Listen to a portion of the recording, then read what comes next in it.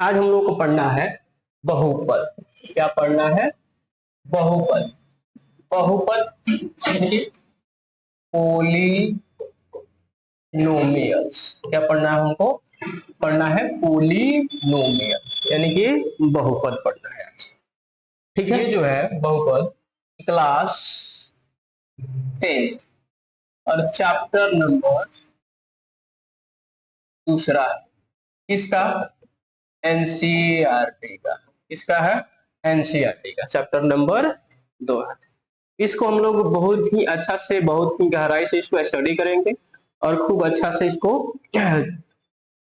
बहुत ही अच्छा से इसको स्टडी करेंगे, जानेंगे, सुनेंगे, पहचानेंगे कि ये बहुपद चैप्टर क्या होता है, कैसे होता है। ये बहुत ही इंपॉर्टेंट चैप्टर है। इसके अलावा अगर ये चैप्टर अगर आप लोगों को समझ में नहीं आया तो दूसरा कोई भी चैप्टर अच्छा से समझ में नहीं आ सकता है। किसी भी चैप्टर में जाइए या कोई भी चैप्टर उठाइए, इसके यूज में आता ही है। कोई भी चैप्टर में ये यूज में आता है। ठीक है, चलिए अब हम लोग आगे बढ़ते हैं और देखते हैं बहुपद। बहुपद यानी कि बहुपद में बहुत सारे पद होंगे। क्या होंगे? बहुपद। बहुपद का नाम सुनते ही देखते हैं क्या होता है, अरे मन गदगद हो जाता है बहुपद का नाम सुनते, समझे? ये हम लोग देखते हैं इसमें बहुपद। पहले बहुपद चैप्टर स्टार्ट करने से पहले हम लोग चर और अचर के बारे में समझते हैं। चर, वेरिएबल और अचर, कांस्टेंट। ये दो चीज हम लोग को पहले समझना है। वेरिएबल क्या होता है और कांस्टेंट क्या होता है। वेरिएबल जैसे ए बी, जैसे लिखे A B C dash dash Z तक, ए से लेकर के जेड तक कोई भी लेटर अगर हम यूज करते हैं, ए से लेकर के जेड तक का कोई भी अगर लेटर हम यूज करते हैं तो वो कहलाता है आपका चर। क्या कहलाता है? चर। और कांस्टेंट क्या होता है? 0 1 2 डैश डैश इंफिनिटी, यानी कि 0 से लेकर इंफिनिटी के जो नंबर हम यूज करते हैं, 0 से लेकर के इंफिनिटी के नंबर को जो हम लोग यूज करते हैं, इसका वैल्यू फिक्स होता है, वो कहलाता है आपका कांस्टेंट। अब इसके दोनों में डिफरेंस क्या है? इसका वैल्यू जो है, इसका वैल्यू बदलता है। इसका वैल्यू जो है, इसका जो वैल्यू है, इसका वैल्यू जो है फिक्स रहता है। क्या होता है? फिक्स होता है। चर का जो वैल्यू है वो बदलता रहता है और आपका अचर का जो वैल्यू फिक्स रहता है। अब कैसे? जैसे अगर हम मान लेते हैं, कैसे बदलता है? कोई भी अगर इक्वेशन हम लोग ले लेते हैं, जैसे मान लेते हैं हमारा ये x + 1 है, 2x + 1 है। अगर x के जगह पर हम कोई भी डिफरेंट अगर हम वैल्यू पुट करते हैं, किसका वैल्यू डिफरेंट यानी कि अलग अलग, अगर x के जगह पर हम लोग 0 रखे, 1 रखे, 2 रखे, 3 रखे डैश डैश, अगर हम इस पे रखते हैं, अगर इस पे रखते हैं तो सबका अलग अलग वैल्यू देगा ये। जैसे x के जगह पर अगर हम 0 रख देते हैं तो 2 × 0 + 1, तो 0 और 2 मिलकर के 0 हो जाएगा, +1 = 2, यहाँ पे आएगा 1। कितना आएगा? 1। अगर हम x के जगह पर 1 ले लें, कितना ले लें? 2x + 1। अगर x की जगह पर हम 1 ले रहे हैं तो 2 × 1 + 1, अब 2 × 1 2 हो जाएगा, +1, तो 2 + 1 कितना हो जाएगा? 3 हो जाएगा यहाँ। तो जब ये 3 आया तो पहले में क्या आया था? 1 आया, दूसरे में कितना आया? 3 आया। अब तीसरे में देख लेते हैं, 2x + 1। अब इसका वैल्यू हम लोग पुट करते हैं, 2 ले लेते हैं, तो 2 × 2 + 1, तो कितना है? 2 दूना 4 +1, कितना हुआ? यानी कि इसको हम लोग जैसे जैसे हम लोग x का वैल्यू लेते रहे हैं, उसकी जैसे जैसे उसका वैल्यू चेंज होता रहा है। जैसे जैसे हम लोग x का वैल्यू दूसरा पुट कर रहे हैं, उसका वैल्यू चेंज होता जा रहा है। तो हमेशा x का वैल्यू जो है डिफरेंट आएगा और हमेशा इसका वैल्यू चेंज होता रहेगा। तो कोई भी वेरिएबल है, कोई भी वेरिएबल है, उसका वैल्यू जो है हमेशा चेंज होते रहता है। ठीक है। और कांस्टेंट है, कांस्टेंट यानी कि अचर, जो अचर जिसको हम लोग बोलेंगे, जिसको अगर हम लोग अचर बोल रहे हैं, जैसे मान लेते हैं 0 है, इसको आप लोग इसको चेंज कर सकते हैं, इसको कोई भी दूसरा वैल्यू लिख सकते हैं? नहीं, ये क्या है? फिक्स है। क्या है ये? इसका फिक्स है। 0 है तो 0 है, ये 1 है तो 1 है, और ये 2 है तो 2 है। सबका वैल्यू क्या है? फिक्स है। क्या है? सबका वैल्यू फिक्स है। तो सबसे पहले एक ही लाइन में ये हम कह सकते हैं इसको कि जिसका वैल्यू चेंज होगा, जिसका वैल्यू चेंज होगा उसको हम लोग बोलेंगे वेरिएबल, और जिसका कोई चेंज नहीं होगा, नो चेंज होगा, उसको कहेंगे हम लोग कांस्टेंट। समझ में आ गया? चलिए अब हम लोग आगे बढ़ते हैं। ठीक है, अब ये यहां तक तो समझ में आ गया कि वेरिएबल क्या है और कांस्टेंट क्या है। चलिए, बहुपद किसे कहेंगे? अगर कोई आपसे कहे कि बहुपद किसे कहते हैं, बताइए। बहुपद, बहुपद का टर्म क्या होता है? पोलिनोमियल का टर्म क्या होता है? तो सिंपल चीज आप बोलिएगा, a0 x0 plus a1 x1 plus a2 x2 plus a3 x3 dash dash an और xn के रूप में होता है, उसे हम बहुपद,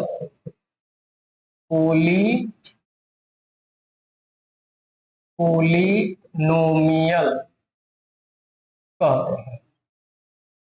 सिंपल भाषा है इसका।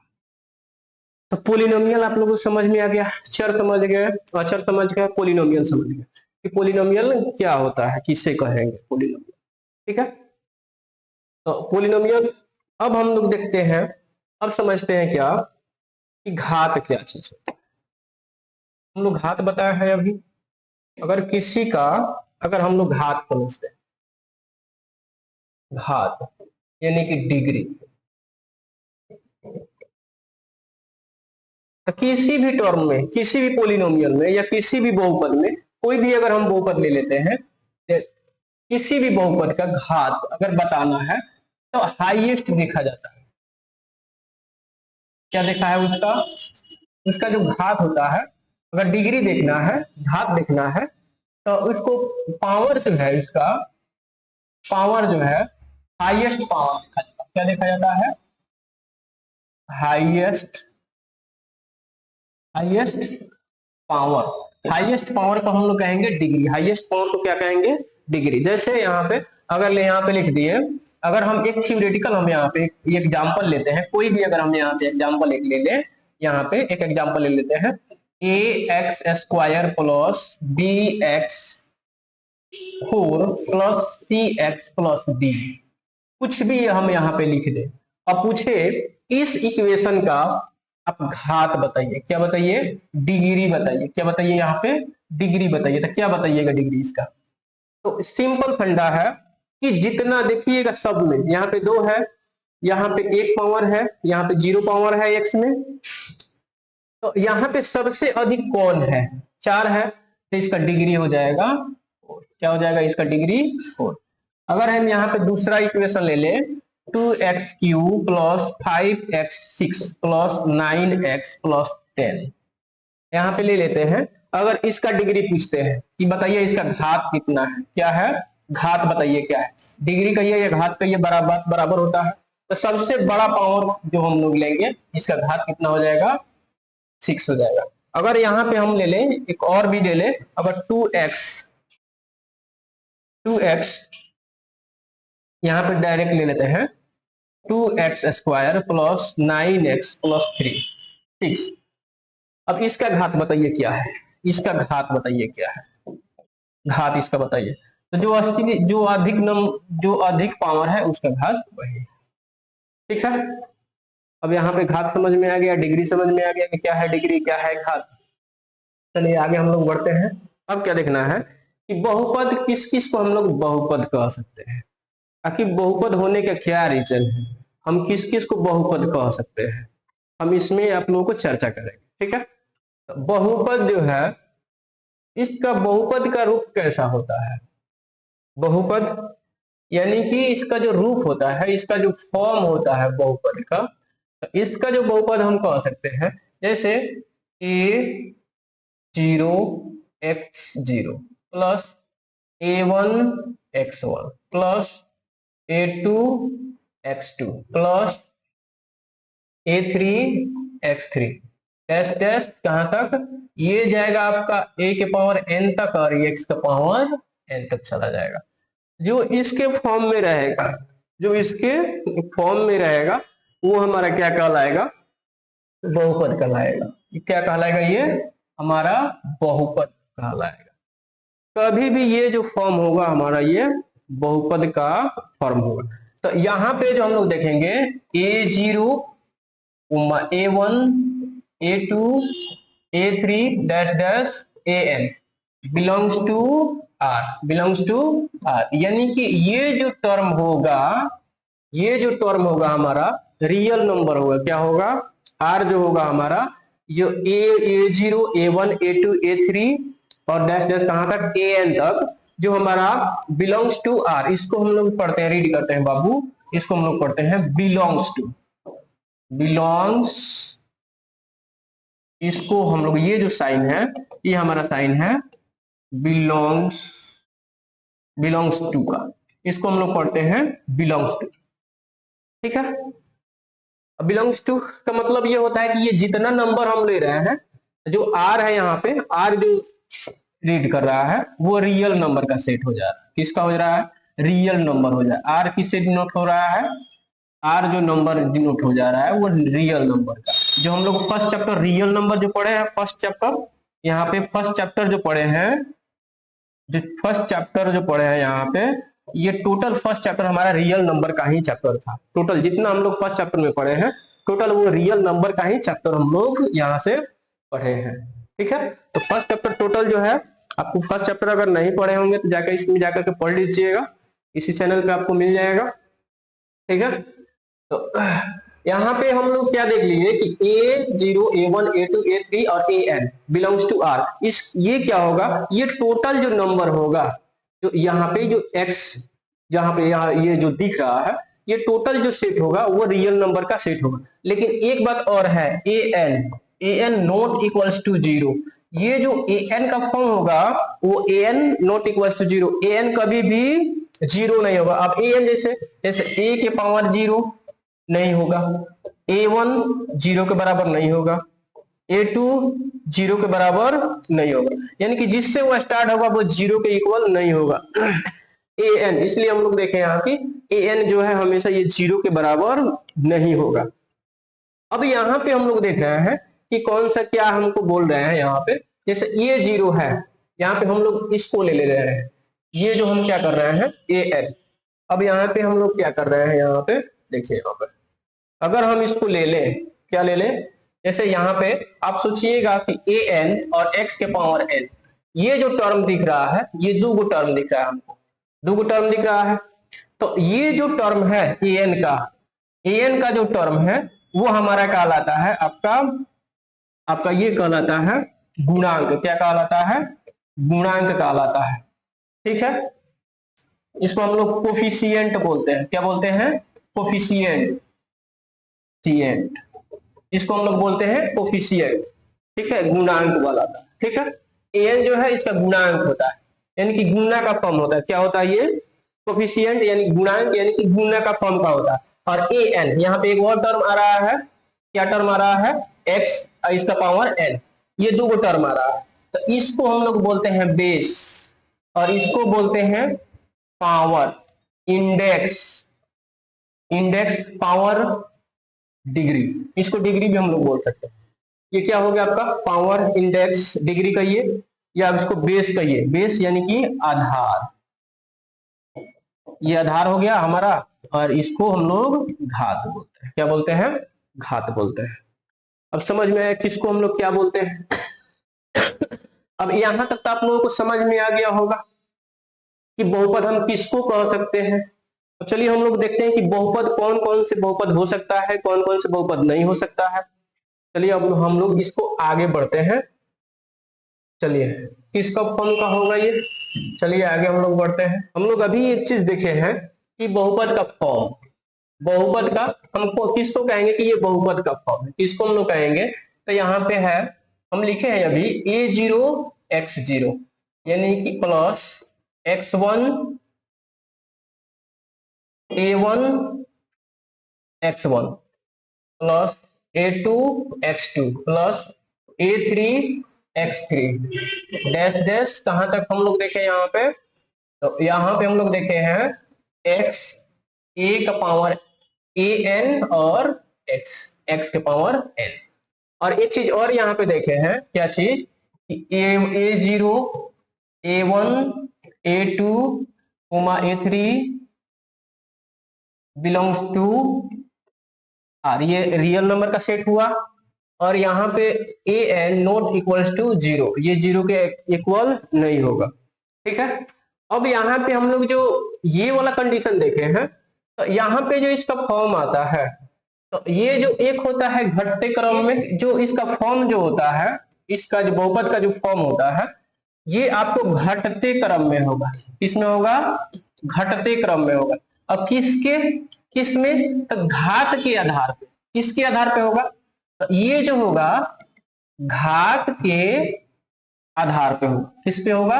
घात के आधार पे होगा। किसके आधार पे होगा? घात के आधार पे। किसके फॉर्म में होगा? घटते क्रम में होगा। किसके क्रम में होगा? ये घटते। इसको हम लोग अवरोही क्रम भी बोलते हैं, अवरोही क्रम भी इसको हम लोग बोलते हैं, ठीक है। और ये जो हम लोग लिखे हैं, इसका फॉर्म जो अभी है आया है, ये हम लोग बढ़ते क्रम में लिखे हैं। किसमें? बढ़ते। इसका जो फॉर्म हम लोग लिखे हैं अभी, ये जो फॉर्म जो है, ये आपका जो फॉर्म है वो बढ़ते क्रम में है। किसमें है? बढ़ते क्रम में है। अब किसके आधार पर बढ़ते क्रम में है? तो घात के आधार पर। किसके आधार पर? घात के आधार पर। घात तो हम अभी समझाए हैं। जैसे मान लेते हैं यहाँ पे an और x का पावर n, तो इसमें जो है ये वाला जो टर्म है आपका, ये कहलाएगा आपका कोफिशिएंट यानी कि गुणांक। क्या कहलाएगा? ये गुणांक यानी कि गुणा के रूप का रहेगा।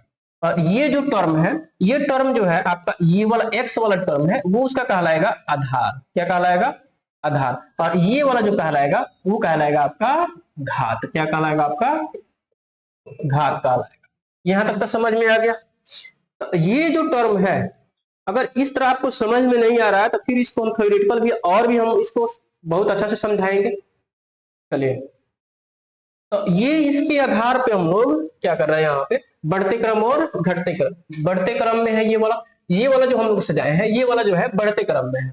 और हम लोग कभी भी अगर जो हम लोग कभी भी इसको स्टडी करेंगे, हमेशा जो है वो घटते क्रम में ही लिखेंगे। जैसे अगर हम यहाँ पे लिख दें, यहाँ पे अगर इसको इस टर्म में अगर हम लिखें, जैसे 3 को पावर ले लिए, अगर किसी का पावर अगर हम लोग लिखें, तो किसी का फॉर्म अगर हम लोग लिखें, किसी का भी अगर हम फॉर्म उठा ले, इसके बस यही से हम लोग दो ही, इतना ही का फॉर्म अगर हम यहाँ पे लिख रहे हैं, क्या लिख रहे हैं?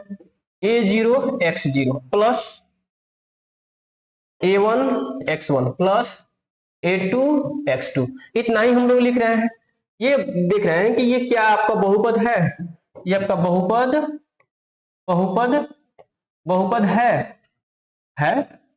अब कैसे? अब देखिए यहाँ पे हम लोग घटते क्रम में कैसे लिखेंगे, तो इसका पावर जो है, इसका form x² a2 x² plus a1 x1 plus यहाँ पे जो है, अगर हम यहाँ पे लिखें, कोई भी अगर a0 है या x0 है, तो a0 यहाँ पे आ जाएगा a0, और x0 का जो वैल्यू आएगा यहाँ पे 1 आ जाएगा। क्या आ जाएगा? यहाँ पे 1 आएगा। तो यहाँ पे लिख सकते हैं a2 x2 plus a1 x1 plus a0, यानी कि यहाँ पे हमेशा जो आएगा वो कांस्टेंट टर्म आएगा। क्या आएगा? कांस्टेंट। यहाँ पे हमेशा कांस्टेंट टर्म आएगा, हमेशा कांस्टेंट टर्म यहाँ पे आएगा। यहां तक तो कोई दिक्कत नहीं होना चाहिए। अभी थोड़ा सा डिफिकल्ट लगेगा आप लोगों को, इसके बाद बहुत ही आसान भाषा में हम समझाएंगे, और बहुत ही आसान भाषा होने वाला है। और अभी जो हम समझा रहे हैं थोड़ा सा थ्योरेटिकल है, थोड़ा सा, अब थोड़ा सा बने रहिएगा तो बहुत अच्छा से समझ में आएगा।